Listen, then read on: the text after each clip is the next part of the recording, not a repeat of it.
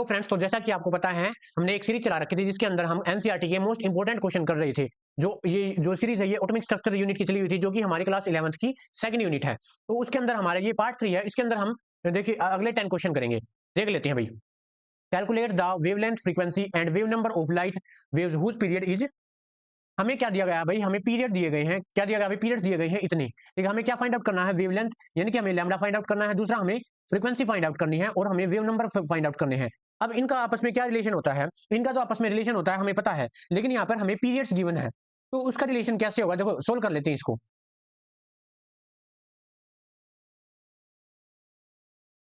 सबसे पहले देखो हमें पता है अभी जो हमारे पास फ्रीक्वेंसी होती है वो इनवर्सली प्रोपोर्शनल होती है किसके? पीरियड्स की।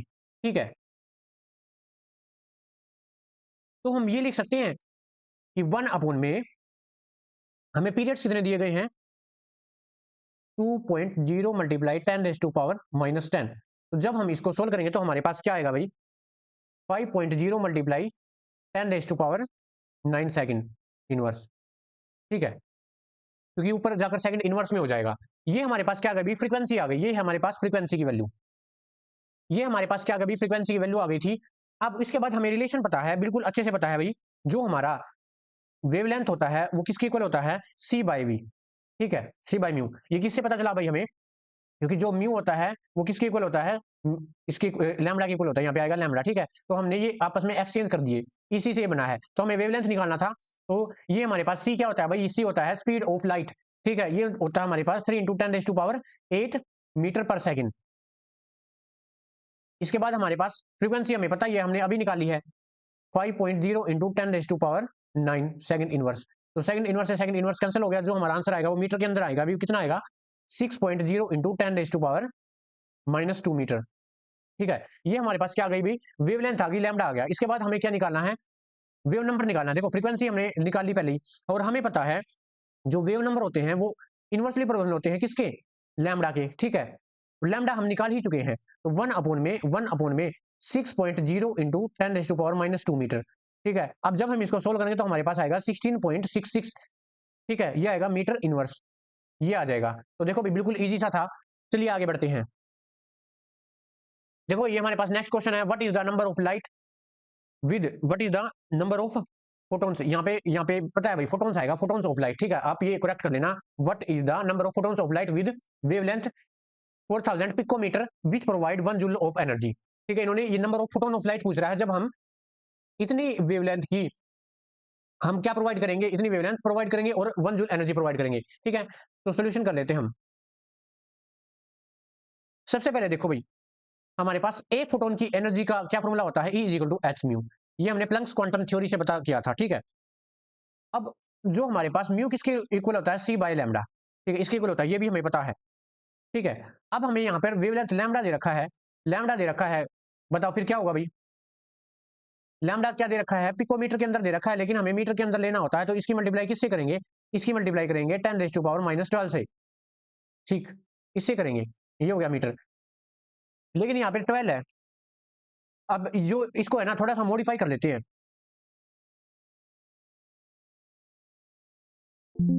हम इसके यहाँ पे पॉइंट लगा देते हैं। ठीक है, तो ये क्या बन जाएगा अपने पास? 4 × 10⁻⁻8 -9 बनेगा भाई। ठीक है, क्योंकि 3 कम हुआ है, -9 मीटर, ये 9 है भाई। ठीक है, 9 है। क्यों? क्योंकि हमने जो डेसिमल है वो लेफ्ट की साइड ले गए हैं, तो इसलिए इसके अंदर से 3 नंबर कम हो जाएंगे। ये हम पहली यूनिट के अंदर पढ़ते हैं, राउंडिंग ऑफ के अंदर। ठीक है, उसके बाद हमारे पास सारी चीजें आ गई है। Energy is equal to h. हमारे पास क्या होता है? प्लैंक्स कांस्टेंट, जिससे सबको वैल्यू पता होती है, जिसकी 6.626 × 10⁻⁻34 into speed of light 3 × 10⁸8 by में 4 × 10⁻⁻9 मीटर। जो हमारे पास आंसर आएगा वो आ जाएगा 4.969 इंटू 10⁻⁻17 जूल। ठीक है, यहाँ पे देखो भाई, ये हमारे पास क्या आया है? ये हमारे पास क्या आया है? ये हमारे पास एक फोटोन की एनर्जी आई है। ठीक है, क्या लिख सकते हैं हम? 4.969 into 10⁻⁻17 joule energy of one photon. Joule is the energy of one photon, ठीक है, यानी कि वन फोटोन की एनर्जी है भैया, ठीक है, वन फोटोन की एनर्जी है। तो हमारे पास 1 जूल एनर्जी है, 1 joule energy is the 1 joule is the energy of photon. ये कितनी होगी? तो ये 1 बाई में 4.969 इंटू 10⁻⁻17 और इक्वल टू, जब हम इसे सोल्व करेंगे तो हमारे पास क्या आंसर आ जाएगा? इतने फोटोन, यानी कि 1 जूल एनर्जी है इतने फोटोन्स की, ठीक है। यही इसके अंदर पूछ रखा था कि number of photons of light, जब हम 1 जूल एनर्जी को प्रोवाइड करेंगे तो हमारे पास इतने क्या आएंगे भाई? सबसे पहले हमने क्या किया, इसके अंदर एक फोटोन की एनर्जी निकाल ली और उसके बाद उसको उससे डिवाइड कर दिया, ठीक है। देखो भाई, ये हमारे पास नेक्स्ट क्वेश्चन है, इलेक्ट्रोमैग्नेटिक रेडिएशन ऑफ वेवलेंथ, हमें लैम्डा दिया गया है इतने nanometre, 242 nanometre is just sufficient to ionise the sodium atom. Calculate the ionisation energy निकालनी है, इसके अंदर किलो जूल पर मोल के अंदर निकालनी है। देखो भाई कैसे सोल्व होगा ये। सबसे पहले हम निकालेंगे एनर्जी, निकालेंगे एक फोटोन की एनर्जी, ठीक है। एक फोटोन की एनर्जी कैसे निकालेंगे? E is equal to h mu. फिर इसको जो म्यू को हम क्या लिख सकते हैं, जो हमें गिवन डाटा है उसकी हेल्प से निकालेंगे। ऐसा नहीं, अब अगर हमें यहाँ पे फ्रीक्वेंसी नहीं दे रखी थी लेकिन यहाँ पे हमें वेवलेंथ दे रखी थी तो हमने ये फॉर्मूला यूज कर लिया। अगर हमें फ्रीक्वेंसी दे रखी होती तो हम ये करते, ठीक है। तो कैसे सोल्व होगा भाई? अभी ये E इज इक्वल टू, हमें जो प्लंक्स कांस्टेंट है वो क्या, 6.626 इंटू 10⁻⁻34 जूल, ठीक है, जूल सेकंड। उसके बाद मल्टीप्लाई, यहाँ पे स्पीड ऑफ लाइट है मेरे पास 8 इंटू मीटर, ठीक है। और बाय में मेरे पास क्या है भाई? लैम्डा, जो हमें गिवन है। लेकिन ये देखो, लेकिन जो हमें ये जो 242, यानी जो हमें लैम्डा है ये किसके अंदर गिवन है भाई? नैनोमीटर के अंदर गिवन है। इसे मीटर के अंदर कन्वर्ट करेंगे तो क्या होगा? 242 इंटू 10⁻⁻9 मीटर हो जाएगा। तो ये रखेंगे, तो यहाँ पे क्योंकि यूनिट सेम रखनी जरूरी होती है, नहीं तो हमारा आंसर गलत आएगा भाई, ठीक है, ये आएगा, ठीक।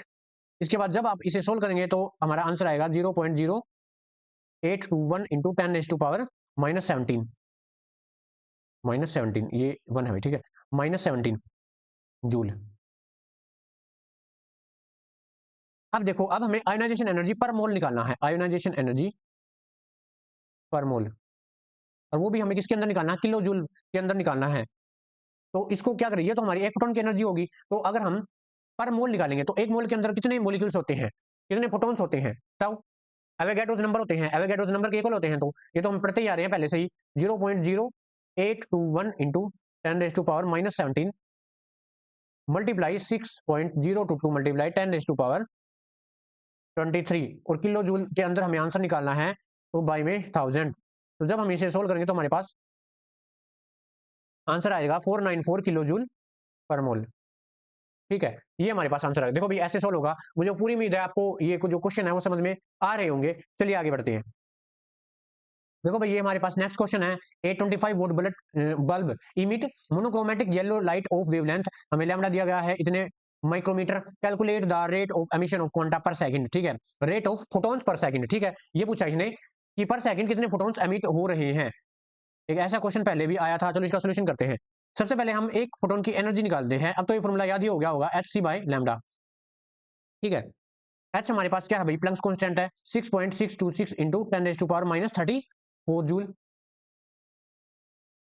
Multiply speed of light 3 into 10⁻8। उसके बाद हमारे पास है वेवलेंथ, जो कि हमें माइक्रोमीटर के अंदर दे रखी है। जब हम माइक्रोमीटर से, देखो भाई, जो हमें लैम्डा है वो माइक्रोमीटर के अंदर दे रखा है, लेकिन हमें ये मीटर के अंदर कन्वर्ट करना है, तो इसे मल्टीप्लाई करेंगे किससे? -6 से, तो मीटर के अंदर कन्वर्ट हो गया, तो हम यही वही रखेंगे 0.57 इंटू 10⁻⁻6, ठीक है। जब हम इसको सोल्व करेंगे, इधर लिख देता हूं मैं, जब हम इसको सोल्व करेंगे तो हमारे पास आंसर आएगा 3.48 इंटू 10⁻⁻19 जूल, ठीक है, ठीक है। इतनी ये हमें एनर्जी आ गई, एक फोटोन की एनर्जी आ गई, यानी एक क्वांटा की एनर्जी आ गई। अब हम निकालेंगे, अब क्या निकालेंगे? Rate of emission of photon या फिर quanta per second, rate of emission of photon या फिर क्वांटा पर सेकंड। इसके लिए हमारे पास फॉर्मूला है पावर बाय एनर्जी। पावर इन्होंने दे रखी है, पावर कितनी है भाई हमारे पास? 25 वोट।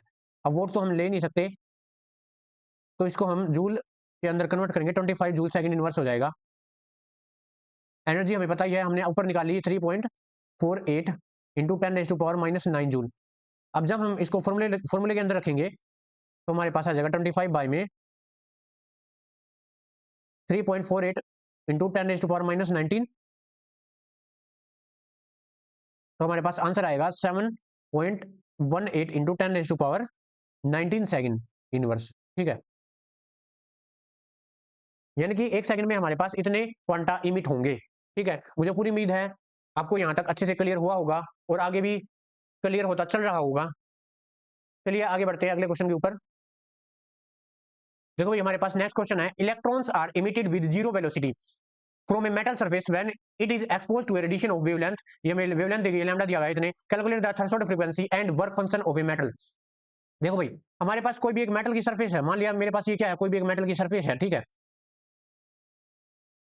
इसके ऊपर क्या किया गया, उसके ऊपर एक रेडिएशन डाली गई, इसके ऊपर रेडिएशन इंसिडेंट की गई और कौन वो जो रेडिएशन थी कितनी वेवलेंथ की थी, वो भाई हमारे पास थी 6800 एंगस्ट्रॉम की थी। ठीक है, तो यहां से ये देखो भाई जो ये न्यूमेरिकल है ना, किस पर बेस्ड है, ये फोटो इलेक्ट्रिक इफेक्ट पर बेस्ड है। यहाँ से जो इलेक्ट्रॉन निकलेंगे ना, उसकी जो इन्होंने कहा है electron are emitted with zero velocity, यहाँ से इलेक्ट्रॉन निकलेगा मेटल की सरफेस से, उसकी वेलोसिटी कितनी है भाई, जीरो वेलोसिटी है। तो हमें क्या बताना है, थ्रेशोल्ड फ्रीक्वेंसी बतानी है। थ्रेशोल्ड फ्रीक्वेंसी क्या होती है, वो मिनिमम एनर्जी जिससे कि इलेक्ट्रॉन एक्साइट हो जाए मेटल की सरफेस से। ठीक है, तो हम सोल्यूशन करते हैं। देखो थ्रेशोल्ड फ्रीक्वेंसी यानी वी नोट, तो हमारे पास जो थ्रेशोल्ड फ्रीक्वेंसी है वी नोट, थ्रेशोल्ड हमारे पास जो फ्रीक्वेंसी है उसका फॉर्मूला क्या होगा। देखो फ्रीक्वेंसी का फॉर्मूला हमें पता है क्या होता है भाई, सी बाई लैम्डा। तो हमें दिया गया है, क्या क्या दिया गया है, देखो ये हमारे पास क्या होता है, स्पीड ऑफ लाइट। तो ये तो हमें पता ही है 3 इंटू 10⁻8 मीटर पर सेकंड, और बाय में लैम्डा हमें दिया गया है। लेकिन जो हमें लैम्डा है वो किसके अंदर, एंगस्ट्रॉम के अंदर दिया गया है। तो हमें पता है जो हमारे पास 1 एंगस्ट्रॉम होता है किसके इक्वल होता है, 10⁻⁻10 मीटर के इक्वल होता है। तो हम यहाँ पे ये लिख सकते हैं 6800 इंटू 10⁻⁻10 मीटर। तो हमारे पास इसे सोल्व करने के बाद जो आंसर आ जाएगा वो आ जाएगा 4.41 इंटू 10⁻14 सेकंड इनवर्स। क्यों आएगा, क्योंकि मीटर से मीटर तो कैंसिल हो जाएगा, तो हमारे पास ये आ जाएगी थ्रेशोल्ड फ्रीक्वेंसी। ठीक है, देखो भाई हमारे पास ये नेक्स्ट क्वेश्चन है, what is the wavelength of the light emitted when the electron in a hydrogen atom undergo transition from the energy level with n की वैल्यू दे रखी है 4 2 और सेकंडली एन की वैल्यू हमारे पास 2। What is the colour corresponding to the wavelength. हमें Rydberg constant की वैल्यू दे रखी है इतनी, ये तो हमें पता ही होती है। ठीक है, यहाँ पे गिवन है तो अच्छी बात है। देखो भाई ये किस पर बेस्ड है, ये न्यूमेरिकल बेस्ड है, बाल्मर फॉर्मूला। तो हमारे हमको पता है उस फॉर्मूले का पता है क्या होता है भाई, जो हमारे पास वेव नंबर होता है वो किसके इक्वल होता है, RH 1 अपॉन में N1 का स्क्वायर माइनस 1 अपॉन में N2 का स्क्वायर। ठीक है, सेंटीमीटर इनवर्स। ठीक है, हमारे पास इसके अंदर आंसर आएगा। तो यहाँ पे गिवन क्या क्या है, देखो N1 है यहाँ पर हमारे पास 2, और जो हमारे पास N2 है मेरे पास 4। यहाँ पर आप इसको उल्टा लेकर चले, अगर इन्होंने ये बोल रखा है ना N2 टू लेवल N2, जैसे 4 से लेकर 2 तक बोल रखा है, तो आप N1 लेंगे 2 और N2 लेंगे 4। ठीक है, आप ये नहीं लेंगे N1 4 ले लिया, N2 2 ले लिया, ऐसे नहीं करेंगे। और इन्होंने RH की वैल्यू तो यहाँ पर गिवन ही है, तो सारी वैल्यू दे रखी है तो रख देते हैं हमें 109678 बाय में मेरे पास N1 की वैल्यू है 2 का स्क्वायर माइनस N2 की वैल्यू है 4 का स्क्वायर सेंटीमीटर इनवर्स। तो मेरे पास क्या आएगा भाई, देखो जब इसे सोल्व करेंगे तो हमारे पास क्या आएगा 109678 मल्टीप्लाई हमारे पास 3 बाय में 16 सेंटीमीटर इनवर्स। ठीक है, ये आ जाएगा।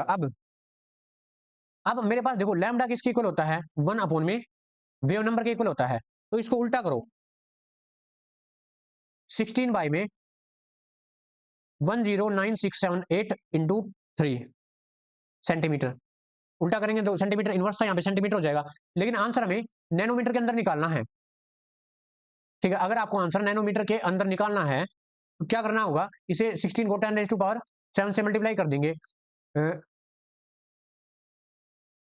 आप अगर सेंटीमीटर के अंदर छोड़ना चाहो इसके आंसर को तो वहीं पे भी छोड़ सकते हो, कोई प्रॉब्लम नहीं होगी। जब इसे सोल्व करेंगे तो इसका आंसर इतने नैनोमीटर आएगा।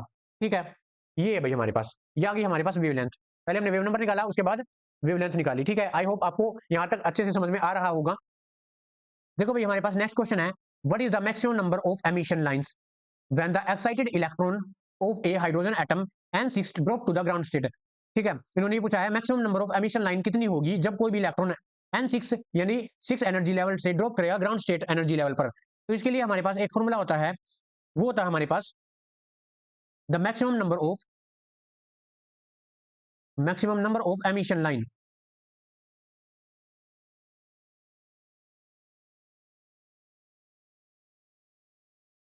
n into n minus one by two. N की वैल्यू इन्होंने दे ही रखी है, तो हमारे पास कितना आंसर आएगा भाई?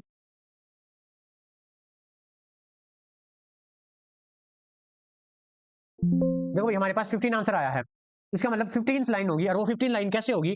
सबसे पहले देखो N6 से वो आएगा N1 पर, N6 टू N1 यानी N1 पर। ठीक है, यहाँ पे आएगा N1 पर। अब यहाँ पे देखो पहले आएगा 6 से 5, फिर आएगा 6 से 4, 6 से 3 और 6 से 2, 6 से 1। ठीक है, ये होगी हमारे पास 5 लाइन, 5 लाइन्स हो गई ये हमारे पास। उसके बाद हमारे पास आएगा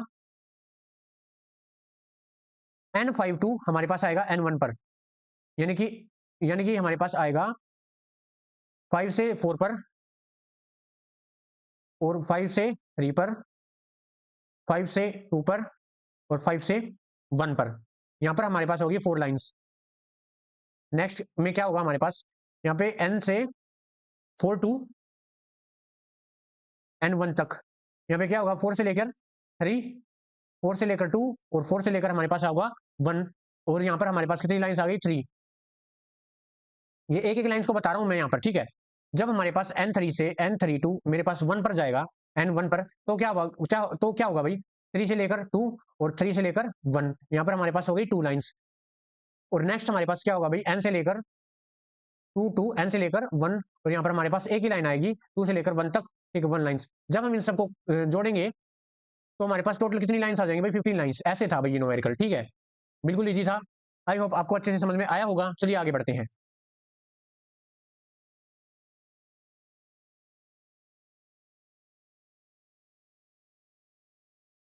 देखो भाई हमारे पास क्या नेक्स्ट क्वेश्चन है, calculate the wave number for the longest wavelength transition in the Balmer series of atomic hydrogen. इन्होंने ये कहा है कि जो बाल्मर सीरीज है उसके अंदर जो लॉन्गेस्ट वेवलेंथ है उसका वेव नंबर निकालना है। ठीक है, सबसे पहले देखो इसके अंदर क्या समझने वाली बात है। जो हमें पता है जो वेव नंबर है वो इनवर्सली प्रोपोर्शनल होता है वेवलेंथ के। ठीक है, और इसने कहा गया है, इसके द्वारा कहा गया है कि लॉन्गेस्ट वेवलेंथ, इसका मतलब अगर लॉन्गेस्ट वेवलेंथ कहा गया है तो जो हमारे पास वेव नंबर है वो सबसे कम होगा, यानी सबसे लीस्ट होगा। यानी कि हमारे पास जो फॉर्मूला था, मेरे पास ये फॉर्मूला है Balmer formula, RH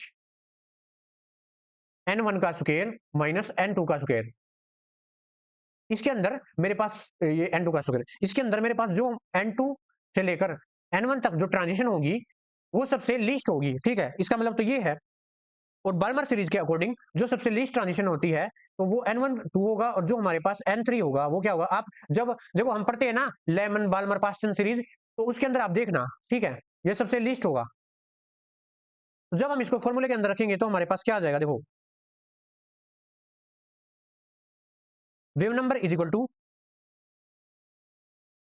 1.097 into 10⁻⁷ metre inverse. यहाँ पे 2 का स्क्वायर माइनस 3 का स्क्वायर, और जब हम इसको सोल्व करेंगे 1.097 इंटू 1.097 इंटू 10⁻⁷, और यहाँ पर हमारे पास सोल्व करने के बाद हमारे पास आ जाएगा 5/36। जब हम इसको सोल्व करेंगे तो हमारे पास आंसर आएगा 1.523 मल्टीप्लाई 10⁻⁶ मीटर इनवर्स।